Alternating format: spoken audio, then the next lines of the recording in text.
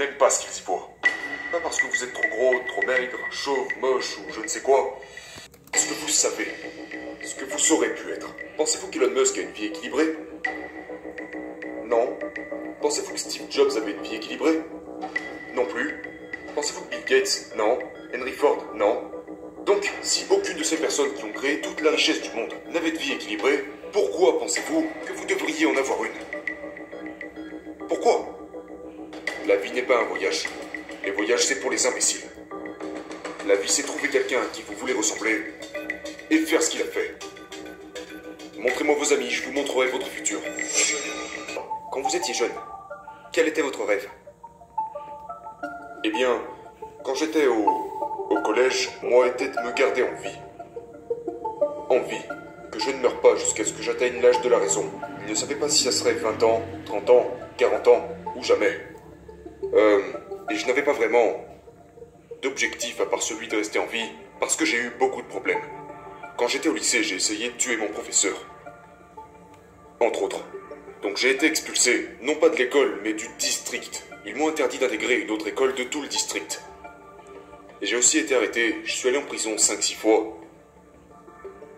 Ensuite je suis rentré dans l'armée, ce qui m'a corrigé, et a fait de moi un homme. Et votre père était un policier? Mon père était un policier haut gradé, très sévère. Très sévère.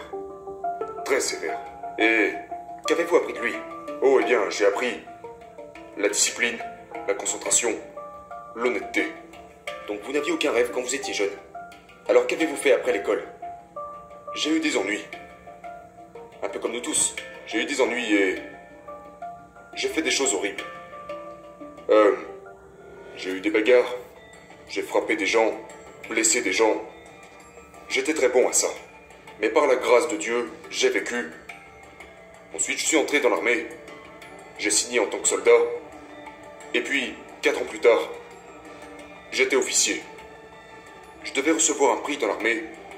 Et un général 2 étoiles est venu épingler quelque chose sur ma poitrine.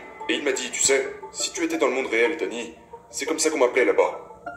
Tu pourrais probablement devenir riche. Et une ampoule s'est allumée au-dessus de ma tête. Je n'y avais jamais pensé avant. Je ne savais même pas combien de zéros il y avait dans 1 million de dollars. À part qu'à peu près à la même période, l'un des autres jeunes officiers avait hérité à l'époque de 1,4 million de dollars. Et je me souviens qu'il payait toujours toutes les tournées au club des officiers. Et un jour j'ai demandé pourquoi John nous paye toujours à boire. Et on m'avait répondu qu'il venait d'hériter d'1 million de dollars. Alors j'ai dit, écris-le pour moi. J'avais 22 ans. Et j'ai vu ce gars écrire tous ses zéros après le 1. Je ne savais pas combien de zéros avait 1 million. Et puis ce général me dit que si je sortais dans le monde réel, je pourrais probablement gagner beaucoup d'argent. Alors, en l'espace d'une semaine, j'ai pris des mesures. J'ai annulé mon contrat, parce que je venais de signer des papiers mentionnant que je m'engageais à être un militaire permanent. Donc je l'ai annulé. Je suis sorti 5 à 6 mois plus tard. Ensuite je suis revenu. Je suis retourné à l'école où j'ai dû obtenir une autorisation spéciale, parce que j'avais déjà échoué 3 fois, à l'université. Et puis j'ai finalement obtenu mon diplôme avec les honneurs. Et j'étais déterminé à me rendre là où l'action se trouvait. Et l'action à cette époque, ça se passait à Wall Street. Et j'étais vraiment bon dans ce domaine. Premièrement, j'étais un bon vendeur. Deuxièmement, j'avais appris à m'exprimer correctement. J'avais déjà confiance en moi. J'avais une forte estime de soi, donc c'est une excellente combinaison pour un banquier d'investissement au début des années 70. Qu'est-ce que l'estime de soi? L'estime de soi, c'est ce que la plupart de vos parents ne vous ont pas donné. C'est une forme de confiance en soi. C'est une forme de conscience de soi. Mais la chose la plus importante à mon avis, c'est que nous sommes mis sur Terre pour procréer, pour faire perdurer l'espèce humaine. N'est-ce pas? Eh bien c'est la chose sur laquelle nos parents sont le moins informés. Maintenant quand je reçois des parents, ils disent « J'ai fait... Je ne savais pas quoi faire de mieux. Vous ne savez pas ce que vous ne savez pas. J'ai fait ce que j'ai vu mes parents faire. » Voilà la phrase clé. J'ai fait ce que j'ai vu mes parents faire. Maintenant, quel genre de structure d'enseignement en découle? Eh bien, la plupart des parents ne sont pas capables de créer des enfants de haut niveau. Et donc, l'estime de soi est le fondement du haut niveau. C'est le fondement de tout. Et c'est quelque chose qui n'est enseigné dans aucune école. Donc, que pouvons-nous faire pour renforcer notre confiance et notre estime de soi? Vous changez vos fréquentations. Montrez-moi vos amis, je vous montrerai votre futur. Montrez-moi vos amis et je vous montrerai votre futur. Le plus gros de l'estime de soi se construit dans les 7 à 8 premières années d'une vie. Donc par qui étiez-vous entouré dans les 7 à 8 premières années de votre vie? Maman, Peut-être papa. Un frère aîné. Un oncle. Une grand-mère, ok. Qu'est-ce que ces gens connaissaient sur l'estime de soi? Rien du tout. Et maintenant, montrez-moi vos amis, je vous montrerai votre futur. Avec qui est-ce que vous traînez? Avec qui est-ce que vous vous détendez? Vous deux, soit comme vos deux meilleurs amis. Le voudriez-vous? Je pense pas. Maintenant, voudriez-vous que vos enfants soient comme vous? Je pense pas non plus. Alors pourquoi ne faites-vous pas ce qu'il faut pour?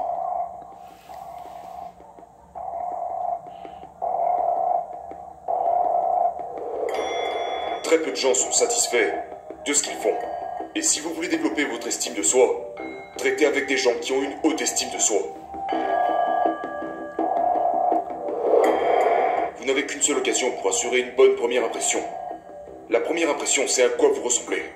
La deuxième impression a lieu au moment où vous ouvrez la bouche. La plupart d'entre vous, avec mon plus grand respect, ne savent pas parler correctement.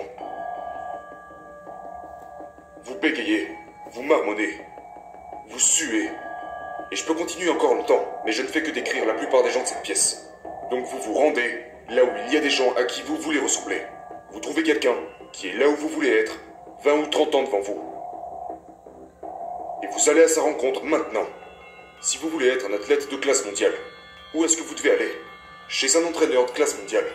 C'est le genre de personne que vous voulez dans votre vie. Pas des gens qui vont toujours dans votre sens. Pas des gens qui vous disent que tout va bien, que vous êtes encore jeune, que vous avez encore toute la vie devant vous. Conneries. Maintenant, regardez ces gens quand ils ont 30 ans, 40 ans. À qui on a dit ce genre de conneries 25 ans plus tôt? Regardez-les maintenant.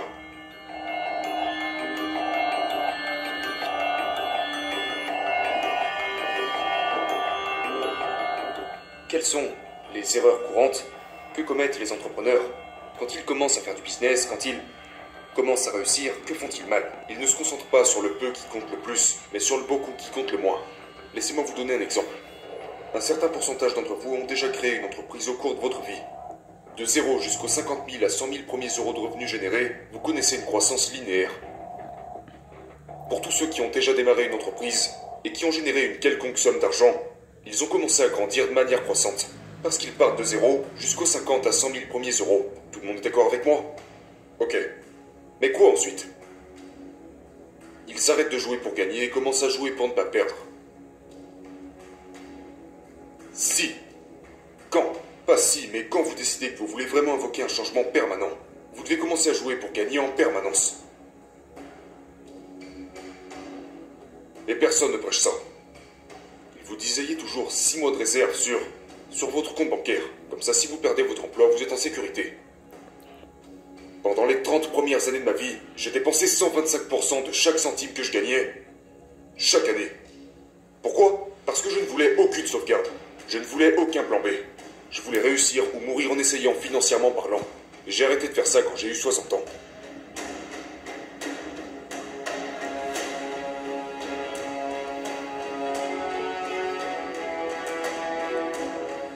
Regardez-vous dans le miroir. La plupart d'entre vous n'aiment pas ce qu'ils y voient. Pas parce que vous êtes. Pas parce que vous êtes trop gros, trop maigre, chauve, moche ou je ne sais quoi. Mais parce que vous savez ce que vous aurez pu être. Nous sommes dans le domaine de la minimisation des regrets. Quand j'avais ton âge, je me suis dit à moi-même quand j'aurai 80 ans, je ne veux aucun de ces regrets. Et finalement, je n'ai qu'un seul regret. Ce sont toutes les choses que je n'ai pas faites. Que j'aurais pu faire, que j'aurais voulu faire, que j'aurais dû faire. Pensez-vous qu'Elon Musk a une vie équilibrée? Non. Pensez-vous que Steve Jobs avait une vie équilibrée? Non plus. Pensez-vous que Bill Gates? Non. Henry Ford? Non. Donc, si aucune de ces personnes qui ont créé toute la richesse du monde n'avait de vie équilibrée, pourquoi pensez-vous que vous devriez en avoir une? Pourquoi? Parce que vous le méritez? Je pense pas. Vous obtenez ce que vous méritez dans la vie à travers le dur travail. Où est la partie amusante dans votre vie s'il y en a une? Je m'amuse en ce moment même. J'aime ce que je fais. Mais la plupart des gens de cette audience n'aiment pas ce qu'ils font. 87% des gens sur la planète n'aiment pas ce qu'ils font. Quanto vocês acham que poderia ser hoje a minha carteira de renda mensal? Então, Voyage. Les voyages, c'est pour les imbéciles. La vie, c'est trouver quelqu'un à qui vous voulez ressembler et faire ce qu'il a fait. Mais la plupart d'entre vous n'ont pas. Je parle de manière générale. La plupart d'entre vous ont une très faible estime de soi. Vous n'avez pas confiance en vous. Vous ressemblez à de la merde. Vous vous habillez comme de la merde. Et puis ensuite, vous blâmez le 21e siècle. Ce qui explique la raison pour laquelle vous vous habillez comme tel. Il y a 25 ans en arrière, si vous veniez à un séminaire comme celui-ci, vous auriez tous un costume et une cravate. Il y a 40 ans en arrière, les femmes portaient des chapeaux.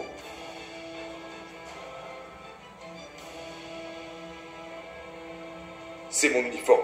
Je ne vais pas dormir comme ça, mais je veux dire, c'est mon uniforme. Et c'est mon uniforme depuis bien longtemps. Habillez-vous si vous voulez obtenir de l'argent des banques. Habillez-vous comme le président de votre pays. Vous n'avez qu'une seule tentative pour réussir une bonne première impression. Si certains d'entre vous veniez me voir habillé comme vous l'êtes, je vous donnerai même pas du putain de papier cul.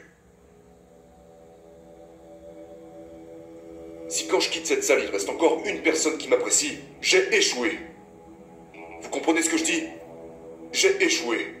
Je ne suis pas là pour être votre ami. Si vous voulez un ami, allez adopter un putain de chien. Je suis ici pour vous traîner jusqu'à la ligne d'arrivée, et ce peu importe ce qu'il en coûte. Et pour ça, personne sur cette planète n'est meilleur que moi. Juste écoutez ça. Je pourrais prendre avec moi les personnes les plus pitoyables de cette pièce et leur faire gagner probablement 50 millions. Mais alors, qu'est-ce qui est nécessaire? Quel est votre meilleur conseil?